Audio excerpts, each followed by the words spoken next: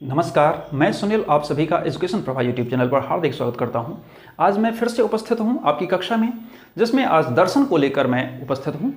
और दर्शन में भी पाश्चात्य दर्शन और पाश्चात्य दर्शन में भी आज रियलिज्म को अर्थात हम यथार्थवाद को आज लेकर के उपस्थित हैं और इसके बारे में संपूर्ण जानकारी हम हासिल करेंगे। आप वीडियो के अंत तक बने रहें। जैसा कि कल हमने पढ़ाया था, आप अगर देखे होंगे, आदर्शवाद को मैंने पढ़ाया था अर्थात आइडियलिज्म को मैंने पढ़ाया था और उसको वृत्तांत रूप से बहुत बेहतर रूप से मैंने पढ़ाया था। आज फिर से हम यथार्थवाद को लेकर उपस्थित हैं। हम कल बताए थे कि जो आइडियलिज्म की शुरुआत की थी वो सुकरात ने की थी। सुकरात के जो शिष्य थे वो कौन थे? प्लेटो थे, जिसको कि आदर्शवाद को आगे बढ़ाने का काम किया है। और हम अगर प्लेटो की बात करें तो प्लेटो के कौन थे? प्लेटो के एक शिष्य थे। कौन थे? शिष्य थे। कौन? अरस्तु। ये जो अरस्तु थे, इन्हीं को यथार्थवादी माना जाता है या यथार्थवाद का जनक माना जाता है। तो अरस्तु के द्वारा इस यथार्थवाद को जन्म दिया गया। अब हम अगर देखेंगे तो इसको रियलिज्म कहा जाता है। अर्थात रियलिज्म में आप देखेंगे कि दो इसमें पार्ट होते हैं, एक रियल होता है, एक इज्म होता है। रियल का अर्थ होता है क्या? वास्तविक और इज्म का अर्थ होता है वाद। अर्थात जो वास्तविकता में विश्वास करता हो, अर्थात हम ऐसा कह सकते हैं कि वास्तविकवादी विचारधारा, इसको हम वस्तुवादी विचारधारा भी कह सकते हैं। क्या कह सकते हैं? वस्तुवादी विचारधारा। तो वस्तुवादी विचारधारा को किसने जन्म दिया? तो रियलिज्म ने, अर्थात यथार्थवाद ने, जिसको कि जन्म देने वाले अरस्तु थे। अब हम देखेंगे तो यथार्थ का मतलब क्या होता है? यथार्थ का मतलब भी क्या होता है? वास्तविक। तो जो वास्तविक चीजों को समझे, अर्थात हम ऐसा कह सकते हैं। इससे पहले अगर हम देखेंगे प्लेटो के बारे में, हम अगर चर्चा करेंगे तो प्लेटो कौन थे? सुकरात के शिष्य थे। सुकरात कौन थे? तो आध्यात्मिक प्रवृत्ति के लोग थे। और आध्यात्मिक प्रवृत्ति के लोग थे तो ये भी आध्यात्मिक थे, प्लेटो भी आध्यात्मिक थे। और प्लेटो जब आध्यात्मिक थे तो इन्होंने जो भी अपने शिष्य को ज्ञान दिया होगा तो वो भी आध्यात्मिक ज्ञान तो दिए ही होंगे। तो इनको आध्यात्मिक ज्ञान तो दिए ही, लेकिन ये अपना भी एक अपना रखे हैं, वो क्या? विज्ञान को। तो ये अगर हम देखेंगे तो इनमें अर्थात अरस्तु में आध्यात्मिक और विज्ञान दोनों का ही समावेश होता नजर आता है। अर्थात दोनों का कॉम्बिनेशन जो अगर हम देखेंगे तो अरस्तु में हमें देखने को मिल जाता है। अब हम ये जब अरस्तु थे और ये वास्तविक चीज़ों को समझने की कोशिश करते थे, या इनका विचार ही था कि जो भी कुछ प्रत्यक्ष है, अर्थात इन्होंने कहा कि जो भी इंद्रिय गोचर प्रत्यक्ष है वही केवल वास्तविक है। अर्थात जो इंद्रिय गोचर मतलब क्या? जो हम आंख से देख पा रहे हैं, जो हमारे सामने फिलहाल के रूप में प्रत्यक्ष है, वही केवल वास्तविक है, वरना बाकी सारी चीज अवास्तविक है। अब आप सोच रहे होंगे, अगर जैसे मैं आगे की तरफ देख पा रहा हूं तो मेरे आगे जो कुछ भी है, सामने जो कुछ भी मुझे दिख रहा है, वो मेरे लिए वास्तविक है, लेकिन ये जो बोर्ड है फिलहाल मेरे लिए वास्तविक नहीं है, क्योंकि मुझे वो नहीं दिख रहा है। अगर ये बोर्ड आपको दिख रहा है तो वो आपके लिए वास्तविक, मतलब इतना हद तक इन्होंने माना कि जो मुझे कुछ भी जो दिखाई दे रहा है सिर्फ वही वास्तविक है, अर्थात और बाकी कोई भी वास्तविक चीजें नहीं है। तो इन चीजों को इन्होंने कहा कि इंद्रिय गोचर प्रत्यक्ष, इंद्रिय गोचर द्वारा जो भी हमें इंद्रिय के द्वारा जो भी जिसको भी हम छू सकते हैं, जिसको भी हम देख सकते हैं, जिसको भी हम टच कर सकते हैं, जिसके बारे में भी हम अनुभव कर सकते हैं, ये सब सारी चीजें क्या है? तो वास्तविक चीजें हैं, वरना बाकी चीजें कुछ भी नहीं है। अब किसी भी आप दर्शन की बात करेंगे तो किसी भी दर्शन में तीन चीजें बहुत ही ज्यादा प्रमुख होता है। वो क्या है आपका तत्वमीमांसा। क्या होता है? तत्वमीमांसा। दूसरा होता है ज्ञान मीमांसा, और तीसरा होता है आचार मीमांसा। अब ये जो तीन चीजें हैं, तत्व मीमांसा, ज्ञान मीमांसा और आचार मीमांसा, अगर हम इसकी बात करेंगे तो तत्व मीमांसा इनका जो था, इन्होंने तत्व मीमांसा को दो भागों में माना है। दो भागों में माना है। पहला को इन्होंने माना है वस्तु जगत, वस्तु जगत, और दूसरा जो माना है इन्होंने वो विचार जगत। आप देखेंगे कि अगर आइडियलिज्म को आपने देखा होगा, आपने पढ़ा होगा, तो उसमें भी जो प्लेटो हैं वो भी दो चीज़ों को मानते हैं, वस्तु जगत और विचार जगत। ये भी, अरस्तु भी दोनों चीज़ों को मानते हैं, वस्तु जगत और विचार जगत। लेकिन प्लेटो ने आदर्शवाद में विचार जगत को श्रेष्ठ माना था वस्तु जगत की अपेक्षा, लेकिन अरस्तु ने विचार जगत की अपेक्षा वस्तु जगत को क्या माना है? श्रेष्ठ माना है। क्या माना है? विचार जगत को श्रेष्ठ माना है। क्योंकि इनका कहना था कि अरे भैया, ये जो विचार और थिंकिंग, ये सब सारी चीज़ें हैं, वो तो एक भिखारी आदमी जो है वो भी अगर सपना देख लेता है कि हाँ भैया हम प्रधानमंत्री बन गए हैं, हम राष्ट्रपति बन गए हैं, हमारे पास आलीशान बंगला है, कार है, ये है, वो है, दुनिया भर का, हम करोड़पति बन गए हैं, अरबपति बन गए हैं, लेकिन क्या वो वास्तविक में बन जाता है? तो नहीं, वास्तविकता वो नहीं है, लेकिन वो केवल सपने देख रहा है, वो केवल थिंकिंग, उसके मन में विचार है, ये सब सारी चीज़ें हैं, लेकिन वास्तविकता वही है जो वो केवल भिखारी है। अर्थात जो हम हैं, वर्तमान जो हमारा है, वही केवल सही है, बाकी चीज़ कुछ भी नहीं है। इसीलिए इनका आप देखेंगे तो इन्होंने जो वर्तमान अर्थात जो भूतकाल है, भूतकाल है, या फिर अगर भविष्य है, तो इन्होंने भूतकाल को माना है कि अरे भैया जो बीत गया उस पर हमारा तो कोई कंट्रोल नहीं है, उसको हम कुछ भी नहीं कर सकते हैं, उसके बारे में हमें क्या सोचना है। तो और जो भविष्य है, भविष्य के बारे में हम क्या जाने, हम खुद रहेंगे कि नहीं रहेंगे, क्या होगा नहीं होगा, मुझे क्या पता। इसीलिए न भूत का ठिकाना है न भविष्य का ठिकाना है, केवल ठिकाना क्या है? वर्तमान का। क्या ठिकाना है? वर्तमान का ठिकाना है। तो केवल जब वर्तमान का ठिकाना है तो केवल हम वर्तमान में जिएं। अगर हम वर्तमान को बिल्कुल ठीक कर लेंगे, बहुत सही कर लेंगे, तो हमारा खुद ब खुद जो आने वाला भविष्य होगा वो निश्चित रूप से अच्छा हो सकता है, क्योंकि भूत पर तो हमारा कोई कंट्रोल ही नहीं है, जो बीत चुका है कोई कंट्रोल नहीं है। तो अगर हम भविष्य के बारे में सोच भी रहे हैं तो हम पहले क्या करेंगे? वर्तमान को सही कर लेंगे। अब फिर इन्होंने ज्ञान मीमांसा को जो माना है, तो इन्होंने माना है कि इंद्रिय गोचर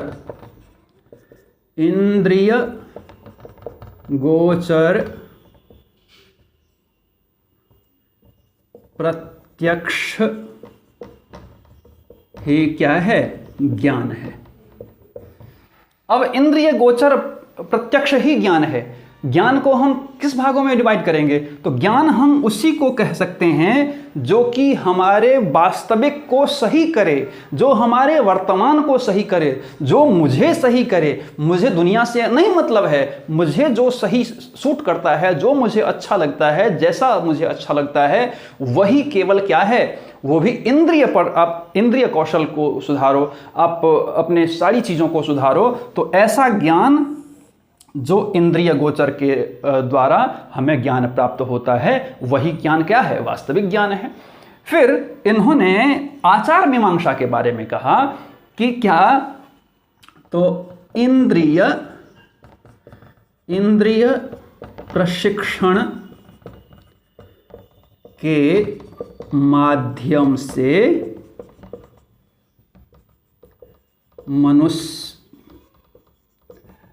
मनुष्य को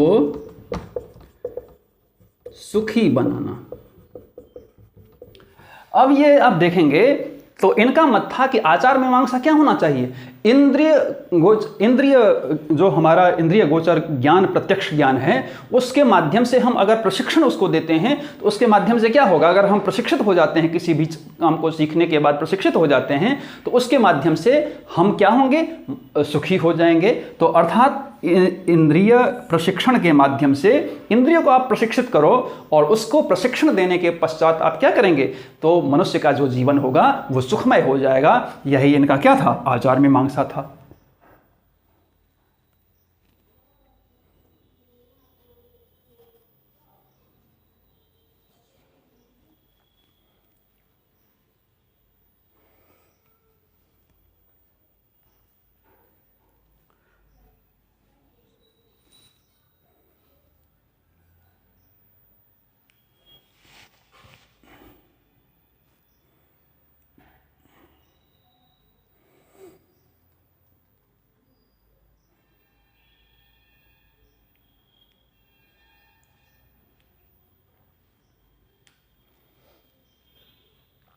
अब अगर हम देखते हैं कि अगर तत्व मीमांसा, ज्ञान मीमांसा, आचार मीमांसा को देख लिए, इसके बाद सबसे पहले हम शिक्षा पर आते हैं कि इनकी कुछ शिक्षा भी तो होगी। तो हम शिक्षा को पहले देख लेते हैं कि इनकी शिक्षा क्या है। तो इनकी शिक्षा के अगर बात किया जाए, शिक्षा की अगर बात किया जाए, तो इन्होंने कहा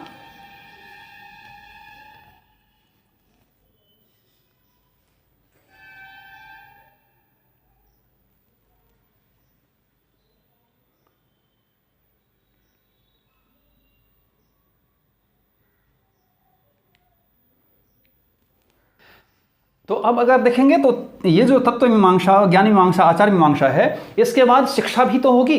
तो शिक्षा के बारे में इनका कहना था कि शिक्षा क्या है। तो इन्होंने कहा कि शिक्षा वह है जो मानव को वैयक्तिक एवं सामाजिक जरूरतों को पूरा करने में समर्थ हो। अर्थात इनका कहना था कि शिक्षा वही है जो कि मानव के जो वैयक्तिक जरूरत है या मानव के जो सामाजिक जरूरत है, उसकी सारी जरूरतों को पूरा करने में समर्थ हो। ऐसी शिक्षा से क्या लाभ, जो कि शिक्षा भी ले लेकिन उसकी जरूरतों को अगर नहीं पूरा कर रहा है, उस शिक्षा से कोई लाभ नहीं है। अर्थात शिक्षा वही है जो उसकी जरूरतों को पूरा कर ले। इसी के माध्यम से इन्होंने सैन्य शिक्षा पर बल दिया है। क्या दिया है? सैन्य शिक्षा। इन्होंने दिया है व्यावसायिक शिक्षा।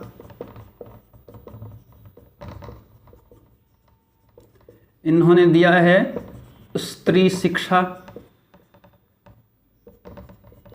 इन्होंने दिया है स्त्री शिक्षा। इन्होंने यौन शिक्षा को माना है। और इन्होंने यौन शिक्षा को माना है। फिर इन्होंने इंद्रिय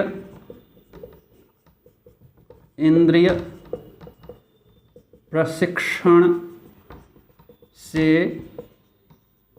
संबंधित शिक्षा को माना है। अर्थात इन्होंने क्योंकि ये वास्तविकवादी थे, तो ये वास्तविक सारी चीज़ों को समझते थे, तो इसीलिए इन्होंने कहा कि जो सारी चीज़ों को पूरा करे वही शिक्षा है केवल, इसीलिए सैन्य शिक्षा। फिर आप देखेंगे कि व्यावसायिक शिक्षा, स्त्री शिक्षा पर इन्होंने प्रबल जोर दिया है।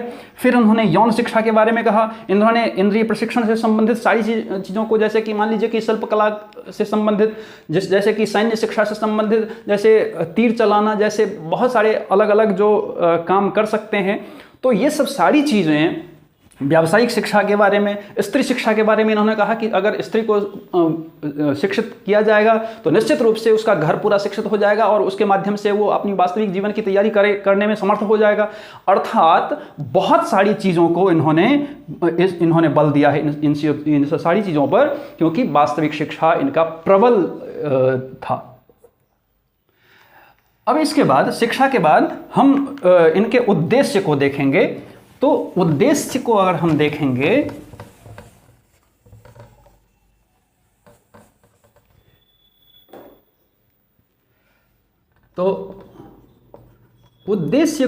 देखेंगे तो जब हम उद्देश्य को देखते हैं तो देखते हैं कि शारीरिक विकास, मानसिक विकास,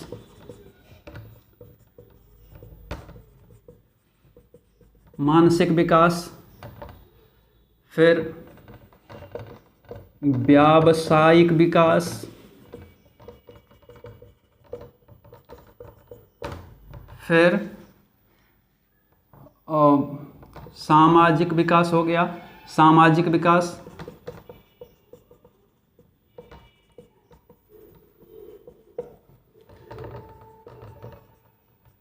इंद्रिय प्रशिक्षण पर बल, ये सब सारी चीज और मानव को उन्नत बनाना। क्या बनाना? उन्नत बनाना। तो ये सब सारे इनके उद्देश्य थे जो इन्होंने शारीरिक शिक्षा पर जो बल दिया है। तो इनका पहले ही कहना था कि जो इंद्रिय प्रशिक्षण पर बल इन्होंने दिया है, तो इसलिए शारीरिक विकास। अब शारीरिक विकास, अगर शरीर अगर हमारा क्रियाशील रहता है तो निश्चित रूप से हमारा मन भी क्या होता है? क्रियाशील रहता है, अर्थात एक्टिव रहता है। फिर व्यावसायिक विकास पर इन्होंने इसलिए जोर दिया है क्योंकि अगर व्यवसाय अगर ठीक ढंग से करेगा तो निश्चित रूप से उसका जो वास्तविक जीवन होगा वो निश्चित रूप से सुखमय रहेगा। फिर सामाजिक विकास, क्योंकि जिस समाज में हम रहते हैं उस समाज से हमारा इंटरेक्ट होना अर्थात अंतःक्रिया करना बेहद आवश्यक होता है। इंद्रिय प्रशिक्षण तो आपको पता ही है। और फिर इनका संपूर्ण रूप से जो था कि मानव जो है उसको हम क्या करेंगे? उन्नत बनाएंगे। तो ये सब सारी चीज़ें इनके उद्देश्य में आते हैं। तो उद्देश्य के बाद जो आता है आपका पाठ्यक्रम। तो पाठ्यक्रम में इन्होंने कहा, जैसे कि आप देखेंगे भूतकालिक,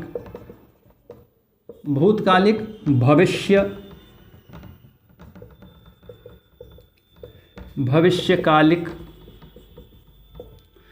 और इसको वर्तमान काल में। अब हम देखेंगे कि हमने आपको बताया था कि इन्होंने भूतकाल को बहुत ज़्यादा तवज्जो नहीं दिया है क्योंकि उस पर हमारा कोई कंट्रोल नहीं है, तो उसके माध्यम से हम कुछ नहीं कर सकते हैं। अब भविष्यकाल पर भी हमारा बहुत ज़्यादा कंट्रोल नहीं है क्योंकि वो क्या होने वाला है पता नहीं है। लेकिन इन्होंने सबसे जो ज़्यादा वर्तमान काल पर इन्होंने दिया है, तो वर्तमान काल को इन्होंने कहा है कि ये सर्वश्रेष्ठ काल है, क्योंकि अगर हम इस वर्तमान काल को श्रेष्ठ बना लेंगे तो उसके माध्यम से हम अपने भविष्य को भी श्रेष्ठ बना सकते हैं। तो इसी के कारण से इनका जो पाठ्यक्रम था वो व्यावसायिक शिक्षा पर आधारित था, सामाजिक शिक्षा पर, शारीरिक शिक्षा पर, इंद्रिय प्रशिक्षण से संबंधित शिक्षा पर बल देता था।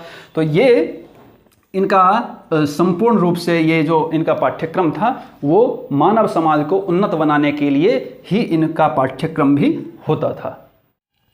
अब अगर देखेंगे पाठ्यक्रम के बाद क्या हो जाएगा? शिक्षण विधियां।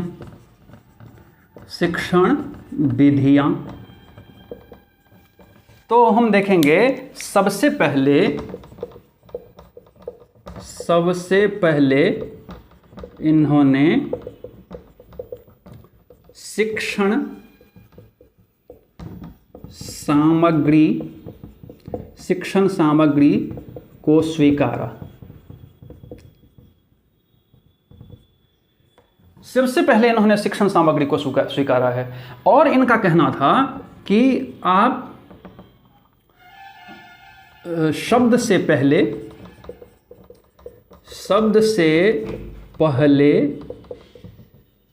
वस्तु का ज्ञान, वस्तु का ज्ञान।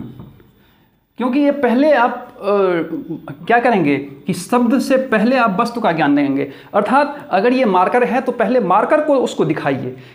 अगर देख लेगा तो बच्चे खुद उसका प्रत्यय बना लेगा और फिर इसके बारे में बताएंगे कि हाँ ये मार्कर है, तो वो बहुत अच्छे तरीके से वो जान लेगा। तो इसी के कारण ये शब्द से पहले वस्तु पर ध्यान इन्होंने दिया है। फिर इन्होंने कहा कि इंद्रिय, ज्ञानेंद्रिय ही, ज्ञानेंद्रिय ही ज्ञान का द्वार है। अर्थात इन्होंने कहा कि ये जो हमारे ज्ञानेंद्रिय हैं वो सारे हमारे ज्ञान के द्वार हैं, अर्थात जिसको हम छू सकते हैं, जिसको हम देख सकते हैं, जिसके बारे में अनुभव कर सकते हैं, जिसको हम प्रत्यक्ष कर सकते हैं, ये सब सारी चीज़ें जो हैं वही ज्ञान के द्वार हैं। केवल वो सोच और विचार कुछ भी नहीं होता है, जो हमें सारा कुछ दिख रहा है उसके माध्यम से जब हम सीखते हैं तो उसको हम बेहतर तरीके से सीख पाते हैं। इसीलिए इन्होंने वास्तविक जीवन की तैयारी पर इन्होंने बहुत ज़्यादा बल दिया है।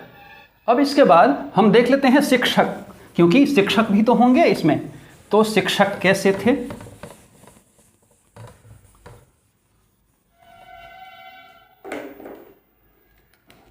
शिक्षक, तो शिक्षक वे हैं जो बच्चों की सहायता करे। फिर आप देखेंगे कि कम से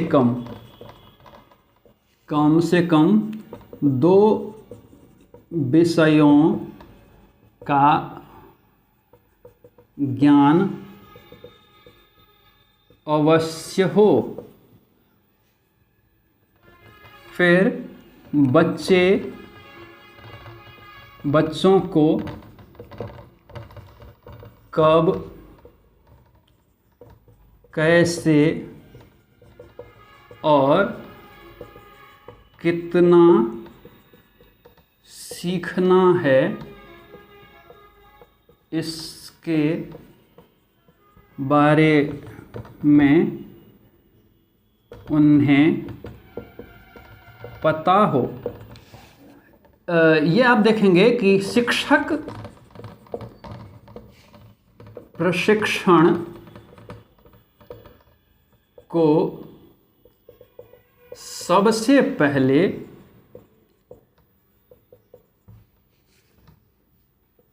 इसी ने शुरू किया था।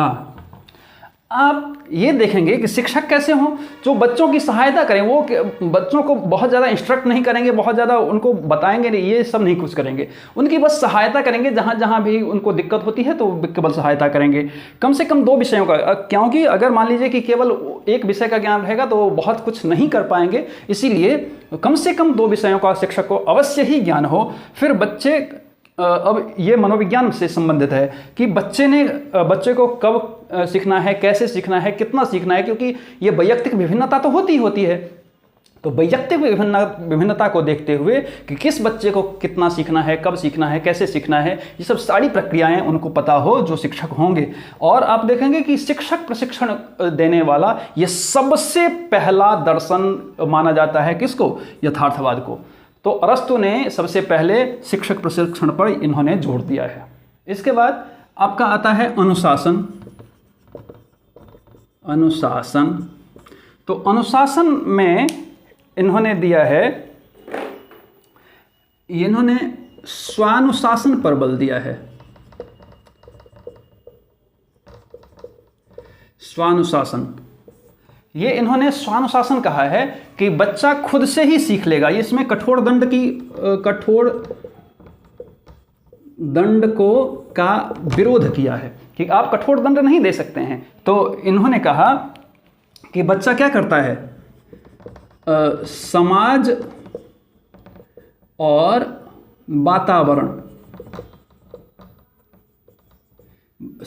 वातावरण के साथ क्या कर लेता है, समायोजन कर लेता है।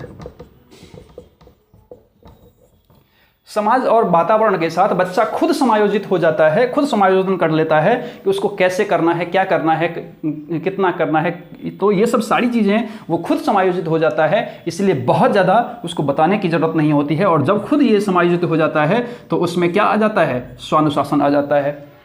उसको ये बताने की ज़रूरत नहीं है कि उसको कैसे हैंडल करना है, कैसे क्या करना है, कब कैसे अनुशासन रखना है, तो ये खुद उसको पता होता है। तो मुझे लगता है कि इस माध्यम से आपने यथार्थवाद को अर्थात रियलिज्म को बेहद अच्छे ढंग से आपने सीखा होगा। आपको अगर इसी तरीके से पढ़ना है तो आप एजुकेशन प्रभाव यूट्यूब चैनल को सब्सक्राइब कीजिए, लाइक कीजिए, कमेंट कीजिए, क्योंकि कमेंट से हमारा उत्साहवर्धन होता है। और साथ ही बेल आइकन को जरूर प्रेस कीजिए ताकि आपको आने वाले सभी वीडियो पहुंचती रहे। धन्यवाद।